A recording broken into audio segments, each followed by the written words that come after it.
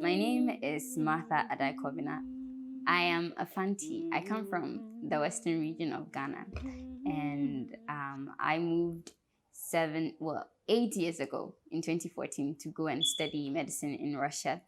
I studied medicine in the Russian language, and I lived there for 7 years, so I can speak Russian and I can speak other languages too. I can speak about 7 languages. Um, yeah, I've always wanted to be a doctor as far back as I can remember. It's been my lifelong dream. Of course, there have been phases where I wanted to be other things, like the first female president of Ghana, and from pilot to lawyer, a lot, but just being a doctor has just been there always, constantly. And I think it's a field I enjoy because I like to work with people, and I also like being able to help someone feel better. My journey has been interesting. I feel like I'm blessed. I am blessed. Like growing up, just wanting to be a doctor was like a motivation for me. It was my driving force.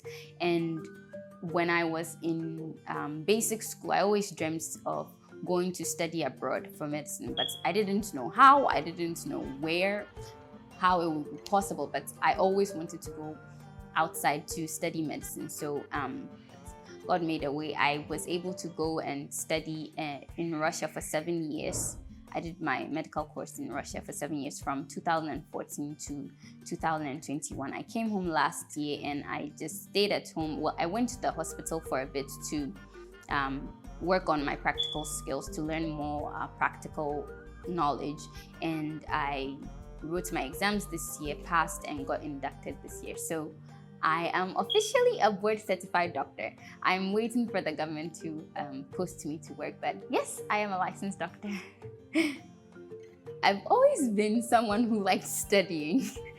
My mom told me when I was young that I would throw a fuss when we were on holiday in basic school because I wanted to go to school. So I think I've always loved studying. I always took my studies seriously.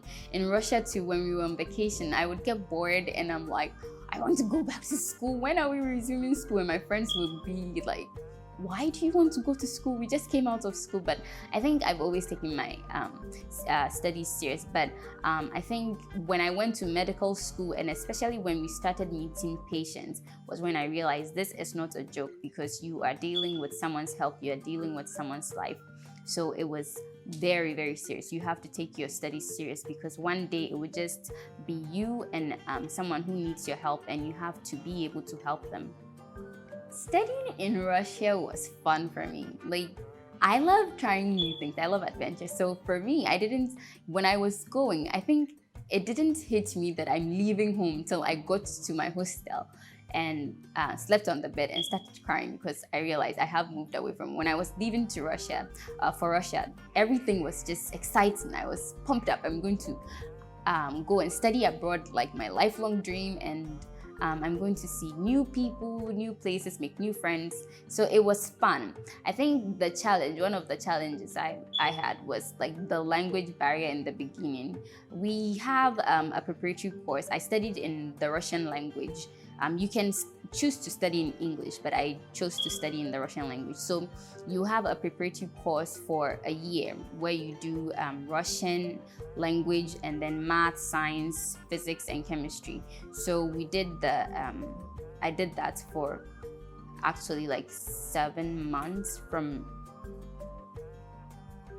I think it was from November to somewhere in June or July. So how many months would that be? I think about 7. Okay, so about 9 months.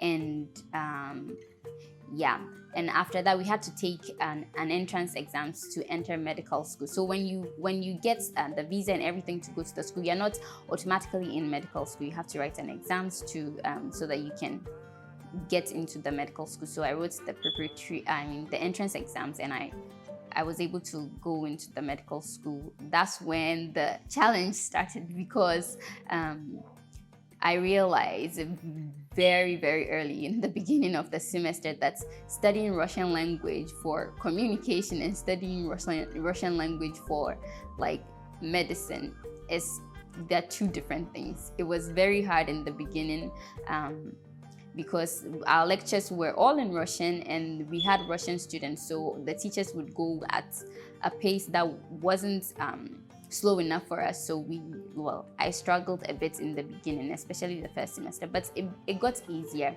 after a while. Growing up in Ashaiman, Ghana, I never really moved around schools. I stayed in one school and finished. So I went from, I think, kindergarten to JHS 3 in Oxford International School. It's located in Lebanon, Ashaiman, Lebanon. But I think the school is no more. Yeah. I have good memories there because I made friends over there that are still like family. And then I went to high school in GIU International Christian Academy because it was closer to home. My time and experience there was also memorable. I learned a lot, discipline, and my relationship with God got stronger. Learned about hard work and everything. I enjoyed my time in GIU. And then after GIU, I moved to Russia. I went to Saratov State Medical University in Saratov State, Russia. I learned a lot from the ladies around, the women around me. In Ashaiman, you notice everyone is working hard. Everyone is doing their best to make ends meet. Especially the women, they would wake up at the crack of dawn, go to the market and sell stuff, and come back late at night so that they can support their family. It inspires me to do my best, whatever I'm doing, how big, how small. I should always do my very best and be diligent in whatever I do, in whatever work or field I find myself in. I am here because of the generosity of others.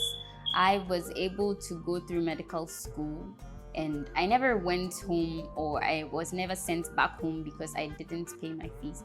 Generous people sponsored me, sacrificed for me. Some people I don't think I've ever met. Some people some of the people who have sponsored me, I don't think I will ever meet. But a lot of people sacrificed and helped, to make sure I was able to go through medical school and finish in time without any struggle.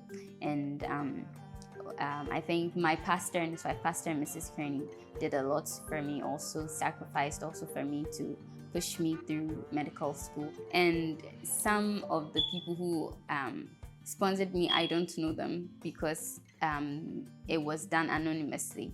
And I'm really grateful for these people. And like my prayer for them is that God will always bless them wherever they sacrifice from, that God will replenish and overflow. And it blesses my heart. Like, I feel like I'm living a dream because I'm able to be who I am. I am a doctor because other people were generous enough to support my dream, to sponsor my dream, to help me. So I think it's one of the things I want to do when I grow up also, is to be able to help someone, fund someone through school and help. It doesn't have to be a grand thing, but any way I can also help, I will also help, because we have to help people around us, and we have to carry forward the kindness that has been shown to us. One of my dreams is to set up an NGO that will fund people through school. I also have a dream of building an orphanage also, so that I can reach out to people. And my dream sounds a bit grand. Along with the orphanage will be a school. So it will be a school that is for everyone. The orphanages will have their home, but they will be going to the school, and the school will be open to other people. It will be an NGO, so we get funds, and we can support people who need the support, so that they can finish school, not just finish the school that I plan to build, but also to further their education as far as they can go, so that they can also in turn help other people, and just the circle continues. I wanted to be a linguist or an interpreter. One of the many dreams I had, apart from being a doctor, was to be like a linguist or an interpreter. So I love languages. Okay, so I can speak English, I speak Russian, I speak Korean, Fantichi, Asantichi, Adangbe, a little bit of French, and what am I leaving out? Did I leave something out? I'm not sure, but yeah, I can speak these ones. I want to pick up Spanish and Mandarin sometime, and I want to learn like maybe Hausa also. I've taken a fancy to Hausa, the Hausa language, and Arabic, because I don't know. I had a lot of Moroccan friends, but I didn't learn the Arabic language, so I'll try to learn it now. Add it to the languages I can speak. Given some of the languages, because I haven't used them in a long time, I can't speak as good as I used to, but I can understand. So while I'm back in Ghana, I'm trying to get back all that speaking and use the languages that I know but I can't speak anymore. Practice it so that I'll be better at it. And I also want to pick up some other languages, like local dialects and some international languages too. Я очень благодарна моим семье и друзей и спонсоры и всякие люди, которые поддержали меня всяким путем. Это очень-очень большой, это как ответ на мои молитвы, что у меня такие люди в моей жизни. И да, я очень-очень благодарна им. That was the Korean. I was going to sequence, but I realized I said the whole statement in Russian. So I have to, let me think. 진짜 너무 감사해요. 그리고 친구들, 꿈은 이뤄진다. 고맙습니다.